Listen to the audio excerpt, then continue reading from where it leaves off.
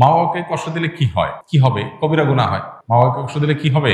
কবিরা গুনাহ হবে। আর কবিরা গুনাহ করলে, মহাপাপ হলে তার শাস্তি জাহান্নাম, আর দুনিয়াতেও লাঞ্ছনা অবধারিত। এই জন্য আল্লাহ তাআলা বলেছেন যে মা বাবা তাদেরকে কখনো ধমক দিয়ে কথা বলা যাবে না, এবং তাদেরকে উফ বলা যাবে না। তাদের সামনে আব্দুল ইবনে আব্বাস রাদিয়াল্লাহু তাআলা বর্ণিত এক হাদিসে আছে, তিনি বলেছেন যে মা বাবার সামনে কাপড়ও ঝাড়া যাবে না, যে কাপড়ের ধুলাবালি এটা ঝাড়বে মা বাবার সামনে, এটাও বেয়াদবির শামিল, এটাও হুকুকুল ওয়ালিদাইন বা মা বাবার অবাধ্যতার শামিল। তাহলে কতটা নম্রতা তাদের সামনে দেখাতে হবে। আমরা আজকাল অনেক ছাত্ররা শিক্ষকের সামনে যেরকম মর্যাদা দেখায়, যদিও সেটাও আজকাল হারিয়ে যাচ্ছে, মাদ্রাসার ছেলেদের মধ্যে এখনো আছে, ওস্তাদের সামনে যেরকম মর্যাদার সাথে বিনয়ের সাথে নিজেকে উপস্থাপন করে মা বাবার সামনে সেরকম থাকতে হবে। আমাদের হলো মা বাবা হলেন এমন মানুষ যে যার সাথে সবসময় 24 আওয়ার্সে যে কোনো সময় ঝাড়ি দিয়ে কথা বলা। বিশেষ করে মা মানুষটাই এমন, আমরা মনে করি যে চোখ বন্ধ করে অটো ঝাড়ি দেওয়া যায় যাকে, তিনি হলেন কে? মা।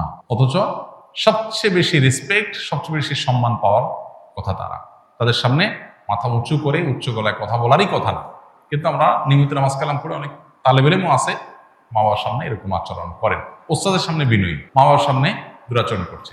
ওস্তাদ এত বিনয়ের হক রাখেন না। ওস্তাদের এত অধিকার নাই যত অধিকার কার আছে? মা বাবার আছে, কিন্তু সেটার খবর নেই। আমরা অনেকেই এক্ষেত্রে ভুল করি।